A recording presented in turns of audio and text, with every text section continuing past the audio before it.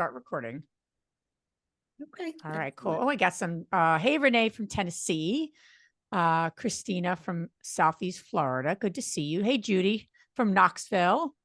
Great little area. Hey, Belinda. A lot of our Strive members are on, and I know we have a lot more people joining us. So I'm going to jump in. We like to start on time. We like to end on time. We're really respectful of everyone's time. So Amy and Stephanie, thank you so much for being on.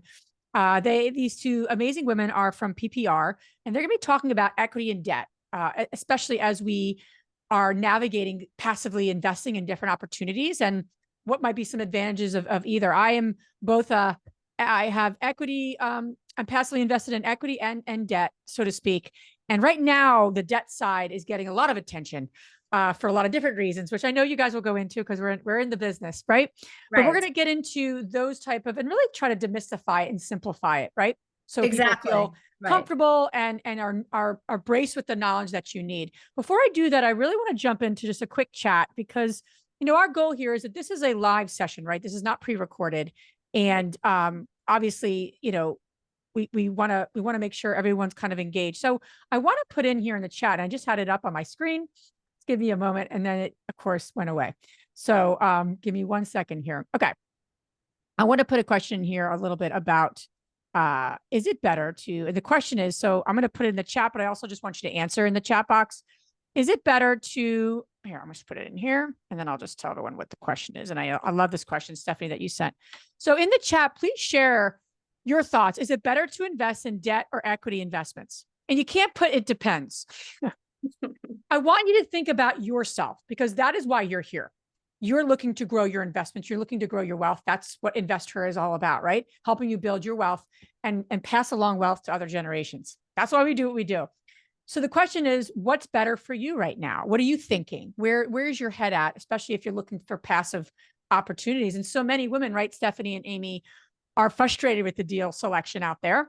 And they are looking, can I put my money at least in a year somewhere or 2 years? At least I could keep making money with it versus it waiting, right? And I know so many women are kind of have money parked and it's not doing anything except maybe making some, not serving them, some sad percent in a savings account.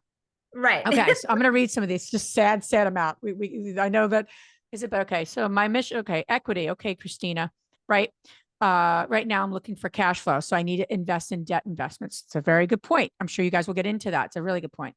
Yes. If I'm that passive investor, I'd prefer debt. Yeah, it is about your goals, right? I would imagine. And that you guys are going to get into is what are my goals and what vehicle will help me get there. Right.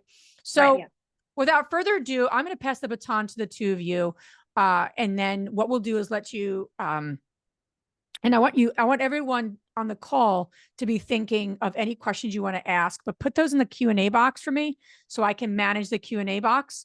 And then about 30 minutes, I'm going to start asking some of those questions. And I also have some questions that have been submitted. So everyone feels like they're getting the knowledge that they need.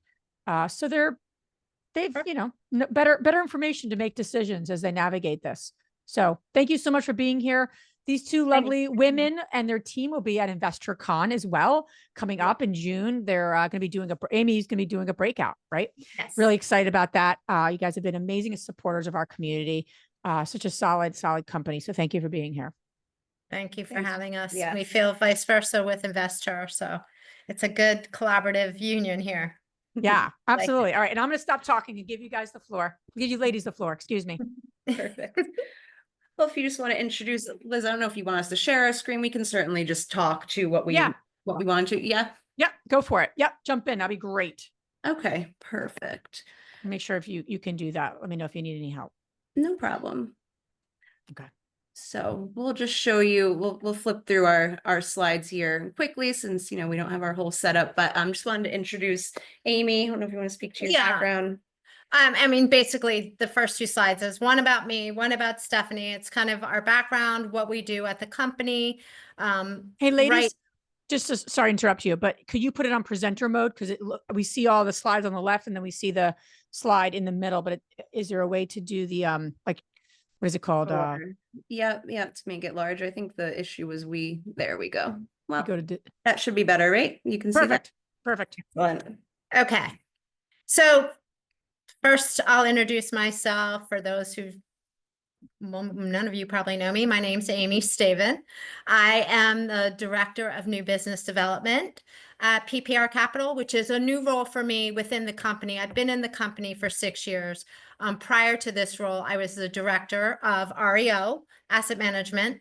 So it was kind of a great transition for me. I have been on the other side of this company as far as doing valuations, looking at tapes, looking at deals that we're interested in possibly buying, and then also looking at how is our best exit, how we sell.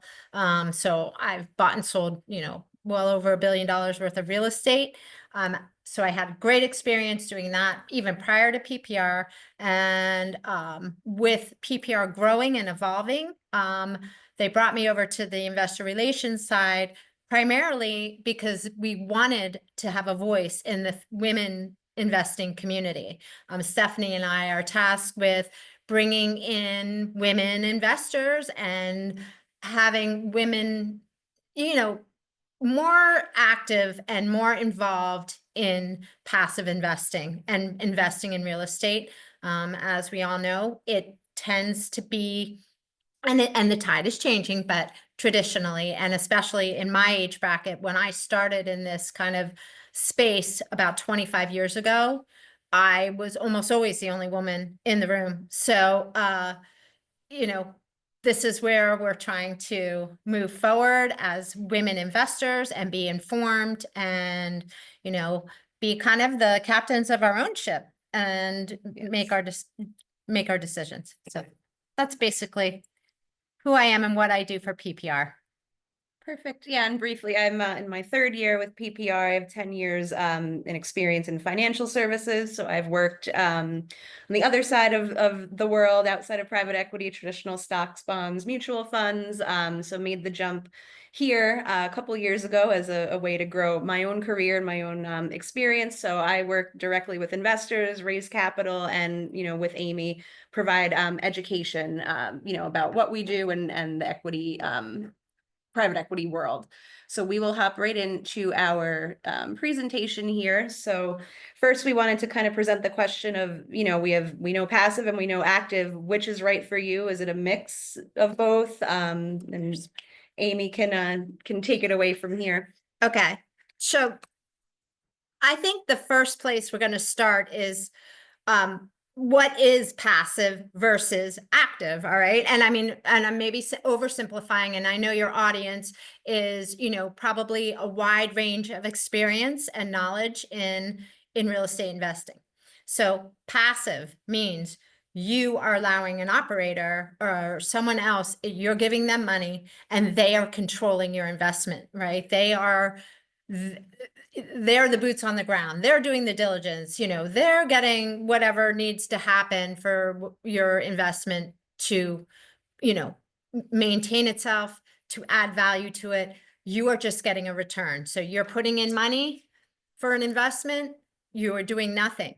You are getting actually a fixed return, for whatever, say you are investing $100,000 into this passive real estate investment fund, that in 3 years' time, you're getting a 12% return. It has a beginning, it has an end, and really, you can look at your investment on your portal, but you don't have to do the work. Active, fully different. You're fully involved and immersed in your real estate investment. So you're looking at the property, you're doing your own diligence, you are doing your own boots on the ground, you are going to that property, you are looking at it, you are trying to buy it at the right price, because then you're going to you're going to add value to it, you're going to renovate it, you're going to rent it out, whatever your exit strategy is. You are actively involved in doing, you're paying the real estate taxes, you're paying for maintenance, you're paying, you're the operator. So that is, it's different strokes for different folks. I used to be an active investor. I was a huge fix and flipper. Now at this stage I am in my life, I'm a completely passive investor. I don't have any active real estate investments. And that's more, I'm a grandmother. My kids are fully grown and out of the house. I, have a full-time job that takes, exactly the amount of time I want to give to my work environment. And I'm on to the next phase of my life where Right. I'm going to have more time. Active, when I was in my late 20s, 30s, even early 40s, I bought and sold and fixed and flipped and was fully immersed, worked 7 days a week. Yes, oftentimes had a bigger return for the money in and out because I was doing all the work, right? But there was also a bigger risk because it was all my money. And if it didn't go well, I was holding the bag at the end, right? So that's the difference. Yep, and I think that is a good segue into what we want to talk about next, which is, assessing your risk tolerance before we're going to do either passive or active investing. Where are we? What point in our life are we at? What are our goals? So the biggest one, that's what we talk about with investors quite often, is where are you on your age timeline? Are you actively working? Are you still growing, your investment accounts? Are you looking forward to the future? Are you nearing retirement where now we need to curb back, our risk a little bit? We need to claw back some of the things that we were a little overexposed in. And then of course, in retirement, that's where we flip into our, more conservative type of investments. So passive versus active being obviously something we're going to do earlier in life. How do you feel about volatility? I mean, we see it obviously in the stock market all the time. Things are, widely affected by a range of things. Real estate, probably not as volatile. You don't see the Well, it can daily. be. It can be. That's true. That's true. So yeah, what's your volatility? How sensitive are you, to something? You need to be in a safer investment if, you're gonna panic. I mean, because it's at the end of the day, we need to be comfortable, I think, in what we're investing in and feeling safe in what we're doing and that we can sleep at night. So knowing, what kind of volatility you can withstand is important. Your net worth in general plays into how, what you can invest in. I mean, are you an accredited investor yet? Which opens different doors, than non-accredited investors, but do you have a goal to be there? What's your timeline? That way, you're adjusting your risk as you move closer to accreditation status. And then, similar to bring it back to, our first question there, are you investing for today or tomorrow? Are we planning, legacy planning? Are we planning for the future? Are we, getting our kids' college accounts set up? Are we getting ourselves out of working and into, a passive income situation where we want to, maybe middle age and we want to do active, but not have to work our W-2 job? So those are all the questions. And I think Amy and I are always saying it's important to be honest with yourself here and not say, oh, I think I can, handle this type of volatility or, and then truly, you can't, and then you're uncomfortable in your investment and you feel, not great about making it. So just a little self-awareness, self-reflection before we even dive into, investing. So now we'll talk about private equity in general. There are so many different avenues you can take. Again, we're real estate focused, we're real estate people. So, we live in this world. But there's debt and equity and they fit different risk profiles. So just the kind of general overview of your typical equity investment. It's like, with my background, most similar to a stock. So you're going to put in X amount of dollars and you get some sort of ownership in, whatever this investment or fund or company might be. A little bit riskier than just, your general, kind of passive investing. However, with, risk, there's typically higher returns that come with equity investment. However, subject to a little bit more volatility. There's a little more uncertainty. You're investing, in maybe a bunch of different aspects, lots of different things the company invests in. So there tends to be a little more, volatility in an equity investment. However, could be lower fees, could be, there are definitely, advantages, disadvantages to both. But this one, you're getting the ownership stake and your return is essentially, like a performance-based return. So we just had a little, example of that here. Like Amy was mentioning before, your equity investment, you're going in with an operator, they're doing the buying, the selling, they're doing the, the day-to-day. And then your return is typically, based on their profit. So when they're doing well and everything's performing according to plan, you're getting that higher return. However, when, the market is a little volatile, when things start going wrong, or management just in general, maybe the operator, wasn't doing what they said they would, you're typically going to see your return suffer as a part of that. You know, duration can vary, could be very short term, some are, you know, a little bit longer.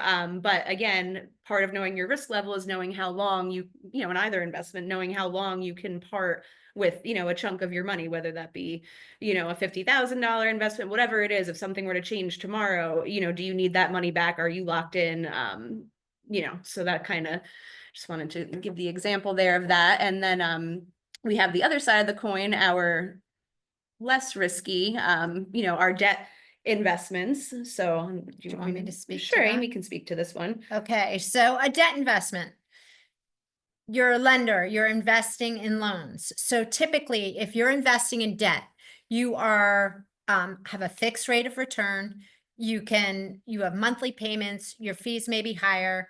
It's a shorter term investment, and the investments are asset backed. So and we'll get into this within this presentation. I first I want to say, I think it's smart to be invested in both debt and equity.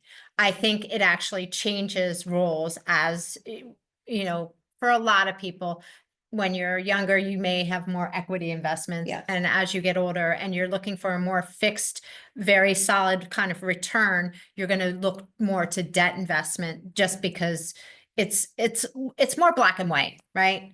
When you're investing in debt, you have a beginning, a middle, and an end, and they're pretty transparent. You know what your return's going to be.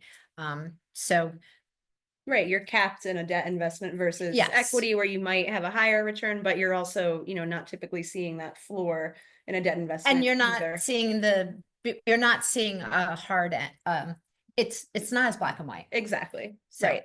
So a couple differences, and then we just have a, you know, very quick, you know, example, as Amy, you know, had just said.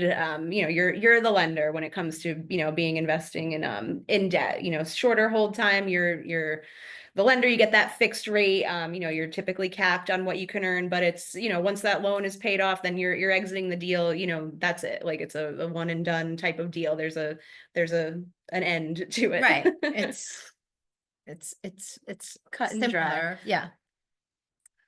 So, and then again, we just wanted to show you the kind of, you know, differences here. So like for a company like PPR, for example, we invest a lot in non-performing loans. So that puts us, you know, first lien non-performing loan, that's your senior debt, you know, lowest kind of risk, first lien, you know, position, you know, pretty low risk, going all the way up through, you know, your bridge type loans, you know, preferred equity, where you're in equity, but you might be in a higher, you know, class, maybe class A, class B, you get your returns maybe before some others. If, you know, things maybe are going wrong, you know, you're still, there are certain assumed, you know, returns that you're getting versus your straight, just common equity, general share class. You have, you know, the same amount of rights or no rights to your return. So just wanted to put a visual to, you know, how that debt versus equity investing looks on a term of, you know, your risk level, risk spectrum, I should say. So again, just to compare, you know, the two and what you're looking for and why it's sometimes best to have a mix of both. Equity, you might see some upside potential. Typically a longer term investment, most people are looking to hold longer in their equity. Higher risk, lower fees. But again, really the upside potential is what you're looking for with equity. Right. Versus debt, where you're not going to see any of that, you know, type of profit sharing or upside. It's a straightforward, you know, 10% return for X amount of years, lower risk. Sometimes there's higher fees involved with that. But again, you know, when you're in the middle of the risk spectrum, maybe you're, you know, having a couple of investments that are paying you that straightforward, stated interest rate versus your equity, where you might have to wait till the end. Maybe there's a sale or something coming. So that's your more speculative investment. So we want to go to our next topic. We kind of wanted to talk a little bit about, you know, your due diligence on either side of investing, whether that be in a debt fund and an equity fund, and all the stuff that comes along with due diligence in private equity, because there's a lot more to do than my former world, where you can Google anything about Apple before you invest and find out everything you need to know. Where, you know, private equity, you have to do a lot more of your own digging. Yeah, so you do. let Amy take it away on this one. Okay, so if really for debt and for equity, I mean, whenever you're going to part with your hard-earned money or your savings, or you're wanting to see a return, the first thing I'm always gonna say, and I say it all the time, is do your homework. You know, get to know your operator. If you're investing in debt and you're going to use an operator, you're going to invest in whatever fund that may be it, you know, obviously I'm going to say PPR, but there's tons of private equity funds that you can invest in. So you're going to want to review.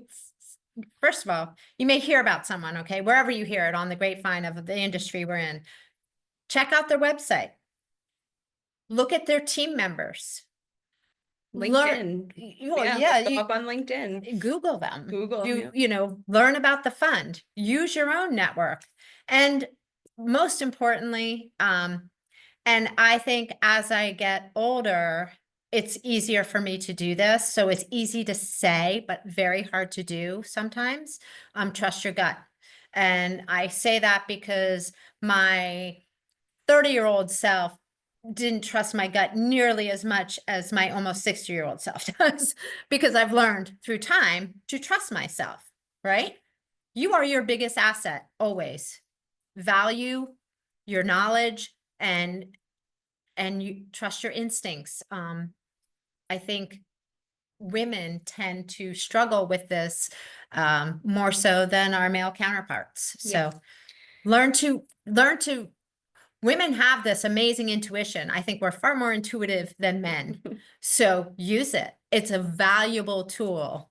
I agree. And for those who are still learning to, you know, trust our guts all the time, in the private equity space, there are a lot of resources out there. I mean, obviously the InvestHer community is a huge one. I mean, you know, everyone knows each other. You have a place to go where you can ask each other questions, you know, regularly. But there are other websites out there. There's, you know, where you can go meet with investors in these funds. One that comes to mind is Invest Clearly. That's, you know, a good resource. You know, Bigger Pockets is another community. Passive Pockets, where you're reading real time other investors' insights. They're actively in the funds. That way you can kind of verify what it says on the company's website versus how it's playing out for the investors with the team. And, you know, we talk with investors all the time, but, you know, have the second phone call if you feel like you want to, you know, ask the questions, read the PPMs. I mean, there's lots of little clauses and things that, you know, might not make sense. And, you know, don't ever feel like not asking the question,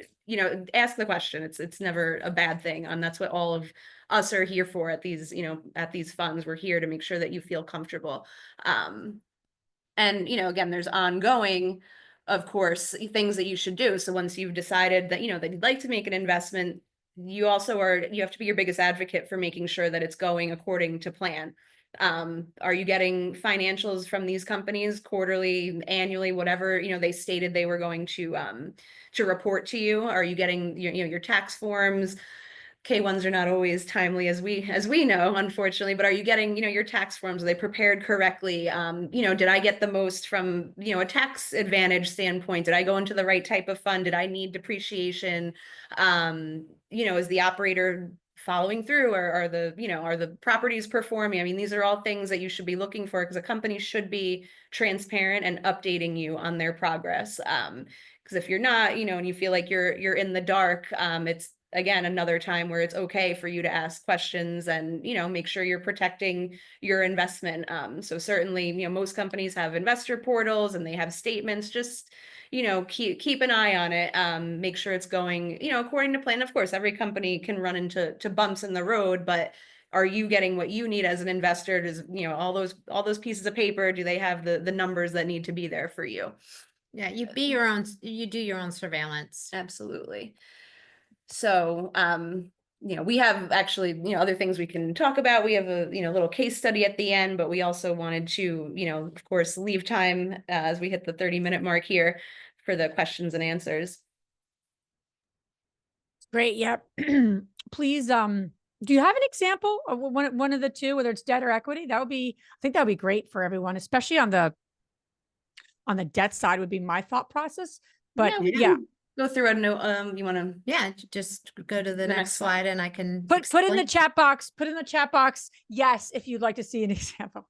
So I know everyone's still with me here. I'm going to talk you through an example. Okay.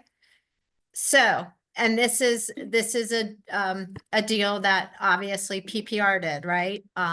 These are, you know, HECM, which is reverse mortgages, their first lien positions, the borrower's deceased. It's definitely debt.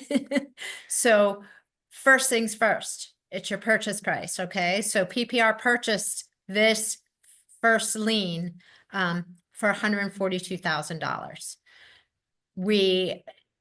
This is not a situation where the borrower is living because it's a reverse mortgage, the borrower is deceased. So we knew going into this that we were going to get out, we were going to have to foreclose because that's the way you clear title on these kind of accounts. Took it through the foreclosure process. We take it to sheriff's sale. Now at sheriff's sale, you can only by law set the bid at full UPB, which is unpaid balance on this note. So at this rate, if our purchase price was 142, by the time we take it through the whole foreclosure process and we're adding principal, interest, attorneys, time, I believe our UPB was about 180 on this one. So I can, and here's an example, Little Falls, New Jersey. It was listed in the paper, right? This was in a sheriff's sale. No one bid our minimum bid, which was our full UPB. So occasionally, like for this one, we got lucky.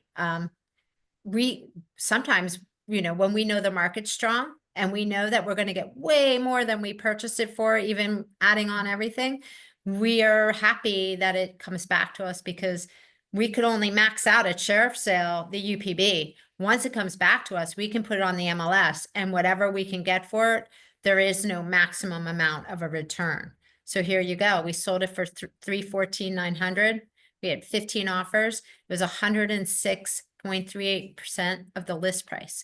This is debt. All right. This is investing in debt right here, and how the return can be spectacular, especially when you're doing it passively. This was something PPR did. We did this start to finish. All you did was invest your, you know, and you're at a fixed rate or whatever. So you're getting the return guaranteed. This is how we make our money. This is how we pay our investors. These are the deals we do. Amy, I think it'd be really helpful because I know how funds work from the perspective of it's a pool of money from what? Accredited and non-accredited, or only accredited? Let's start accredited. Only accredited. So an accredited investor, what's the minimum? 50. Well, it's 25,000 for a 6 month, but it's 50,000 for a year and 50,000 for a 3 year. And it's a 12%, 10% and 6% return. And if you compound, it's 14. Yeah, you can vary how you get your payment. You can do a month interest or whatever. So there's different ways in which you can invest in debt. And you know, you're going to just get your targeted return. But as an individual, put it this way, if you are an active investor, right, you want to be not passive, you can look to buy a first lien reverse mortgage note. And here's a way in which you can see where the returns can be if you do your homework, you do your diligence. Sure. But the bigger picture is that the fund, so folks could put 25K, 50K. How much money is in that particular fund that went and did this particular deal? Like, what does that fund look like in terms of, is it 70% of our equity in those funds is from non-performing first liens. Yep. So okay. So you look, so that's that's kind of like the asset class. And I kind of want to make a point here that funds are investing in different asset classes, different strategies, and it typically aligns with what's happening in the market. That's why you see a lot of, because interest rates are higher, people are like, okay, where can I get money that may be either at that or quicker? So you'll see funds that are coming together in the sense that they're now lending it to that end flipper or that end person doing new construction. That's very, you know, you're seeing that often right now. So it depends on what's happening in the market. I think that's the big picture, right? That you want to be mindful of whether you're investing in debt or equity, because debt's gotten more, I don't want to say popular, but I'm sure there's debt. I feel like it's gotten more popular in recent years. 100% has. Okay. I agree with you. And why would you say that, Amy? Because I think that's really helpful for everyone to understand why. Okay, because the market we're in right now to get deals in equity, just with the huge escalation in values in the market, Right. it's hard to even get a deal to the table, right? There's Sure. so much competition.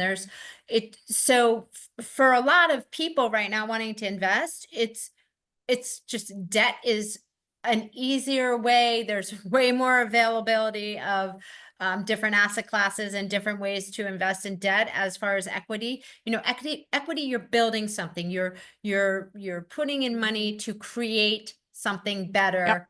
And in the market we're in, it is challenging to be able to buy those kind of equity investments at a price that makes sense, where you actually are going to have equity, because you're paying Right. so much. It's hard to have equity right now because you're not getting a That's deal.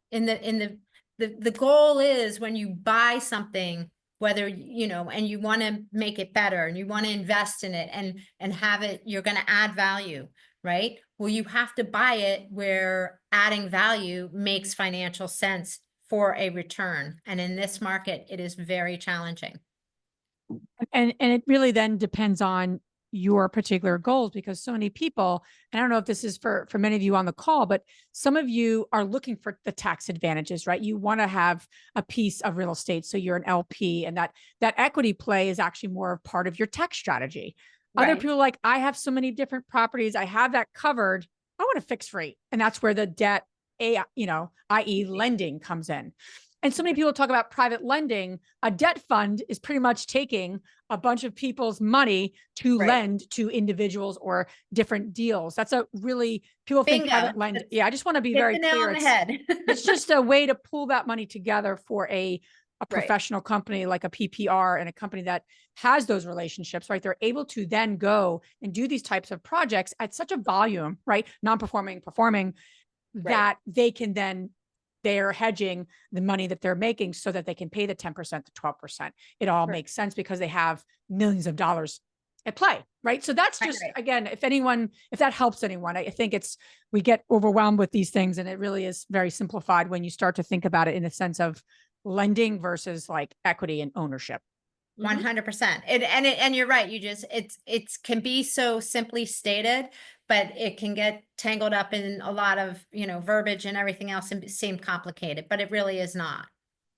They're two very easy concepts to navigate. Yeah. I want to encourage anyone that has any questions, and I have a few other questions. Is there another example to share? I think that would be great. Yeah. Like one more, and then I can post some questions here. Let's see. You want to do another? And let me ask a question while you're doing that too. Hey, Jennifer. Jennifer's one of our Strive members.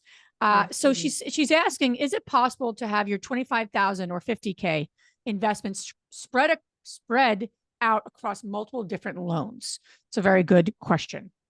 Yeah, so that's actually how, particularly our fund works. So your investment is spread across all the assets that are in the fund. So you get all 70% of the notes, you get, the 30% of the multifamily. So your investment does not go into any one bucket of deals. It's spread across the entire portfolio as an investor. How does it differ from a REIT? Because now that's popping in my head. How does like a core, like a debt fund, and then there's probably so many differences. It's actually REITs more on an ownership level, right? Exactly. Okay. Yeah, it's tax, I believe tax structure is part of it. Often these kind of funds are, your K ones where you're getting an actual dividend from those versus a passive income. So I think it more comes down to structured, and sometimes, you have your publicly traded REITs versus your Correct REITs, which are still not, those are not private equity. But it's more, of a tax structure. Sorry to interrupt you. Stuff. Okay. Do you want me to go through? This is an example of a first lien, but retail, meaning this was not a HECM. This wasn't a reverse mortgage gone bad. This was just a note that a first lien that we couldn't get reperforming. So there was our purchase price was $458. We could not get the borrower back on track to reperform. So our ultimate goal when we buy non-performing loans, which this was, is to get the borrower to perform. And then we're going to sell the note back as a performing loan. You buy it as non-performing at 68 cents on the dollar, and you sell it back as a performing at 95 cents on the dollar. That's the secret sauce there. When you can't do it, you're going to take it through a closure and you're going to sell that note, which was first position retail. We purchased it, 458. Our total UPB was 570. See how this says third party sale? Here's an example where this home, if we could have sold it at market value, would have been a much better return. But the most you can go for is your full unpaid balance, your UPB. So this sold at sheriff's sale for $570,000. So we got paid back, obviously, what we bought it for, our interest, our principal, our insurance, our attorney fees, everything else. But that's by law the max you can get back. And that's something for your investors to know. When you buy, or if you hold someone's note and you're like, oh, I'm holding their note and they can't pay me back, they're not performing, whatever, I'm going to foreclose. But they've been in that house for a long time and their unpaid balance isn't that high. You, by law, have to take it to a sheriff's sale. And by law, you can only regain your UPB, your unpaid balance. So these are things to do your homework to make sure that the UPB makes sense, that, you know, you're going to be able to make enough money on the return to make it make sense. Yep. Good point. Those are great. I also have a question around for debt and equity. What asset classes are you as PPR invested in, and what can that, what information can that provide everybody on the call? Meaning, not every asset class is created equal. We've heard time and time again, and this is quite honestly a number of women in our community have invested with various syndicators who bought multifamily properties to redevelop them or to reposition them. Right. And those buildings are getting literally given back to the bank. And that's not one person's story. That's multiple women's story, right? So there's some apprehension, right? And that's one type of passive, right? You're passively investing, mostly equity, and the asset class is multifamily. So I'm curious to get inside, because this is also just being a savvy investor. Where are your focuses from an asset class, from a geography perspective? This is in Scottsdale. The other one was New Jersey. So just curious to get a sense. Our buy box, so to speak. Your buy box, because your buy box then makes me looking at, okay, I can passively invest with these folks. And it's also great learned information of like, this is how, a $1 billion company that's doing, various projects and funds are thinking about their investing. That matters right now. 100% agree with you. Okay, well, our asset class, like, all right, for multifamily, we're like C class. We're buying distressed multi. We're not buying class A. And I don't know, do we have any class B? Not, we have one ground up development. Yeah, but for the most part, as far as as far as our single family, our non-performing loans, that's nationwide, every 50 state. And that's also distressed. Obviously, they're non-performing loans. So they have deferred maintenance and they're, not newly renovated, beautiful homes. But I will tell you, PPR, as any investor should do when they are looking to invest in multifamily, single family, we have a very specific buy box of like where we're going to buy multifamily right now. I can tell you, we have recently, we're Tennessee, Kansas City, yep. Ohio, Austin, and right outside Atlanta. Like we have done our homework. Well, our team. It's not our homework. It's our analysts and economists and the team. It's a team. I know. So it's certainly not, that's a whole different animal than single family, multifamily, and good markets for it. So, they're going to do their homework. They're going to look at median incomes. They're going to look at unemployment rates for specific areas. They're going to look at job growth. They're going to look at where the next market, that's why they're in Ohio. There's a huge amount of growth in the job market in Ohio. So there's going to be a very large need for housing in Ohio. So guess what? We're looking at deals in Ohio. Right. And as far as, single family homes, we look at the markets there too. We're going to look at the Sun Belt. We're going to look at East Coast right now, West Coast, maybe not so much right now, West Yeah. Coast. I was just but going to ask about, Yeah. and that's the other question is, the key is that your buy box. And typically sophisticated investors and companies that are doing this and they're doing it well, not only have a buy box on geography, they have a buy box on asset class, and they have a buy box on their strategy, right? Because you could take a single family home and there's a lot of ways to deploy that single family home. So 100%. You want to know. you're vetting on those three. Mhm. Yeah. Yeah. So good. So important. So what about, I'd love to jump into operators and really vetting doing the due diligence on operators, because I know you shared this a little bit, but is there any question that is like a must question that if I'm a passive investor, I need to ask this question to that investor relations person? And I want to hear for what. I think those are really key things. Like, what are the questions that I actually want to ask to assess these things that we're like talking about, right? Nothing's foolproof, but it is in the questions we're asking and then getting the answers back that we're going to get a picture of this operator, right? And be able to say, okay, confidently, I should move forward, or I got some reservations. Yeah, absolutely. Well, I think, for anyone, anyone can start a fund at any time. So there's, how long have you been operating, and where, if it was a short period of time, what were you doing prior to this? What kind of asset class, do you change asset classes often, or, what's your long-term strategy for the fund? Also knowing, kind of, are these funds that you're going into meant to be open long term, or are they kind of shorter term investments? Do they intend to be doing this for 10 to 15 years in a certain asset class versus a very temporary, this one market is hot right now, we're going to have kind of a more of a Capitalize, closed, open and close. Right. exactly, more of a closed end deal, look for the next. So you want to make sure that they're, and again, this is all the operators, that their expertise matches their asset classes. Yeah. And I think obviously we know our team and the collective experience that, comes into why we do know, why we were 100% a note fund, and only, more recently went into multifamily as we acquired, more expertise and connections and things like that. So really it's, knowing the background of your operators, because, anyone that has enough money can go and acquire an asset, but do you have the expertise? Do you have the right surveillance in place too? What kind of, another important question is, what kind of surveillance do you do on their track record? Right, You need yeah. to see, how long they've been in business, what's their guarantee, have they ever defaulted on anyone? Have they ever not paid a full redemption? Have they ever Those are been, great questions. Yeah.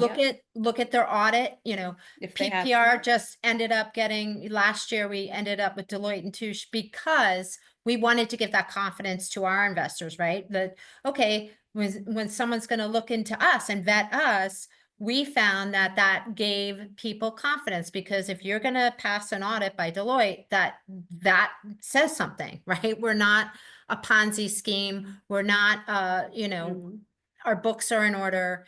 We've been in business 18 years. You want to look for funds like that. You want to look at their track record. You want to look at their numbers, and you want to also go on your resources, go on Investor, ask your friend, go on Passive, go on Clear, and look and vet, make sure that they have a good reputation. You Right. want, I think like it's the Yelp of, Yeah, kind of. you want to make sure they have 5 stars. And if they Right. don't, you want to read why they don't. Right. Yeah. Absolutely. That's great. I love to go, but if you can go back, Stephanie, to the screen that had scheduling a call, I think that'd be a great takeaway. Sure. So that's just important for folks to, and the call would be what? Just to engage and answer questions, like what? Yep. Just tell the group a little bit about that. Yeah, absolutely. So that's going to bring you to our calendar. You would be meeting with Amy, myself, one of our colleagues, but we'll run through the fund with you, give an overview of, our assets, what, how much is in each, what we do, what our outlook is, kind of answer all those general questions. What happens at the end of your investment? How do you get started? What kind of paperwork, what the accreditation process is like?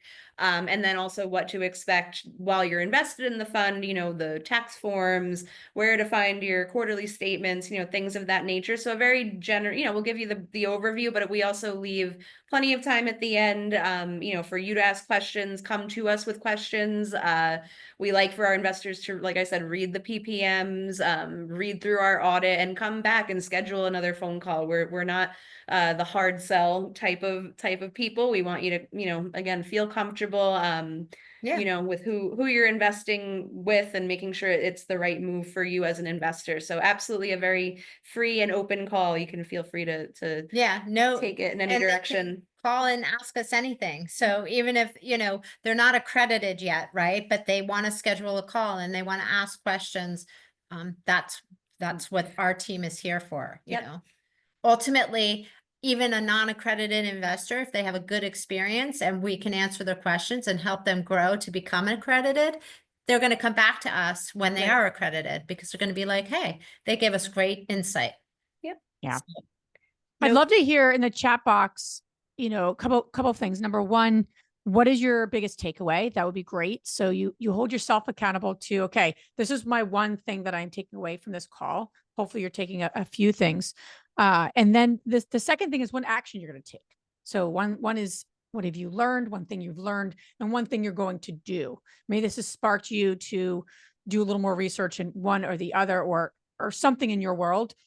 Schedule a call with these, you know, with these wonderful women.